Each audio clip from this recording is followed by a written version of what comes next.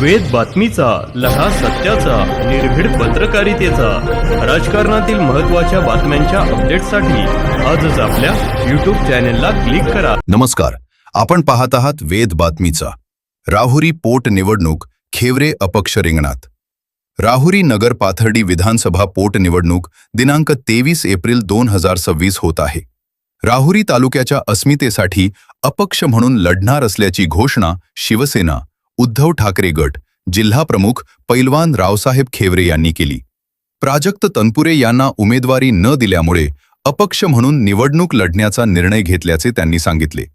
यापूर्वी तनपुरे यांना मदत केली असून आता त्यांच्या कार्यकर्त्यांनी साथ द्यावी अशी अपेक्षा त्यांनी व्यक्त केली.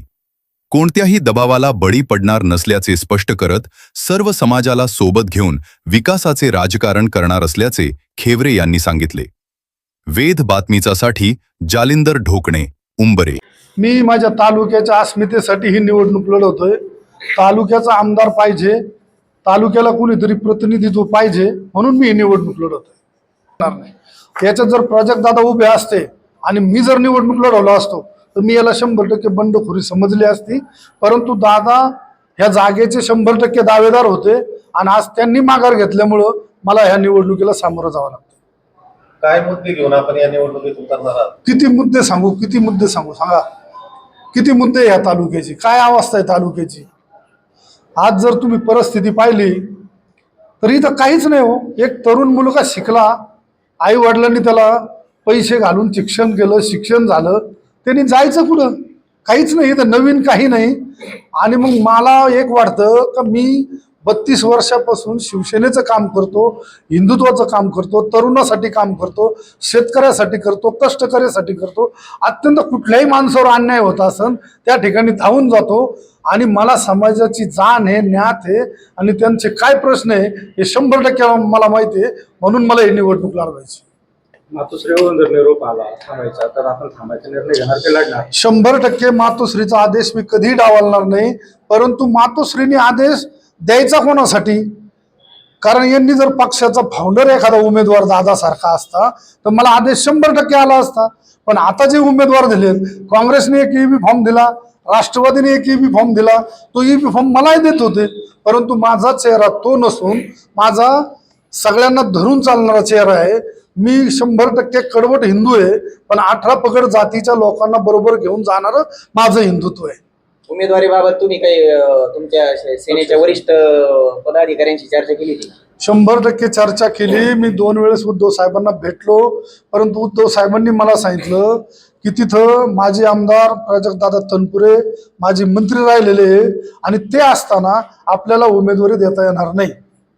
आणि ते काल सकाळी 11 वाजेपर्यंत सगळ्या गोष्टी गुलदस्त्यात होत्या.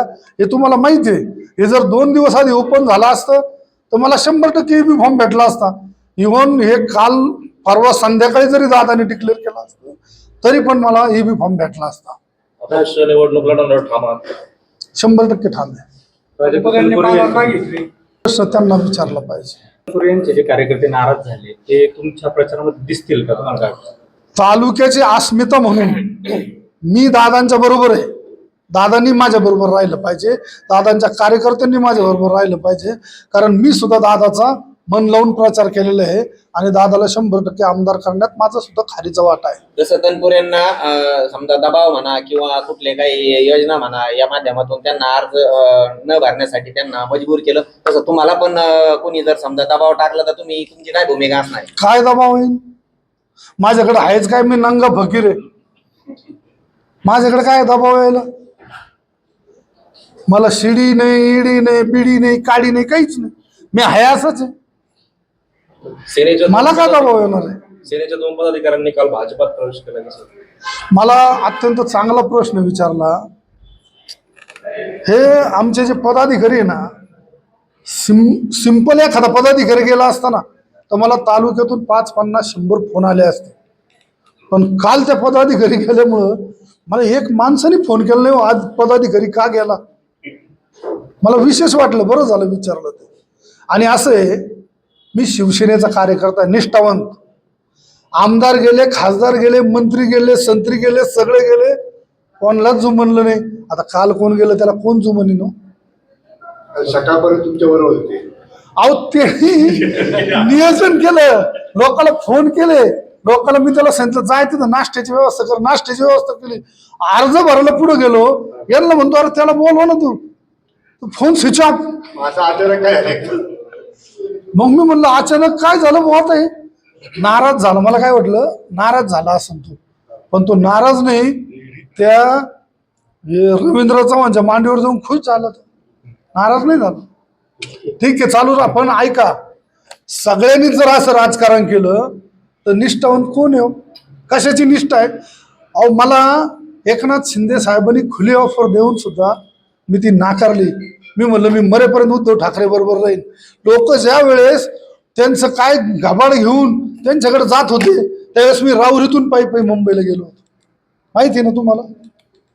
असा शिवसैनिक आहे तुम्ही तुमच्या उमेदवारीवर ठाम आहे आणि तुम्ही निवडणूक लढणारच आहे. मी. 100% दादांनी जे काही ह्या तालुक्यात करून ठेवलं, बाबुराव दादांनी, ते जपण्यासाठी, तालुक्याची अस्मिता जपण्यासाठी, कुठेही लोकांचे माथे भडकू नये, समाजात तेढ निर्माण होऊ नये, सगळे समाज एकत्र ठेवण्यासाठी छत्रपती शिवाजी महाराजांनी जे हिंदुत्व मला दिलं, ते बाळासाहेब ठाकरेंनी जे हिंदुत्व मला दिलं, 18 पगड जातीच्या लोकांना बरोबर घेऊन स्वराज्याची स्थापना केली.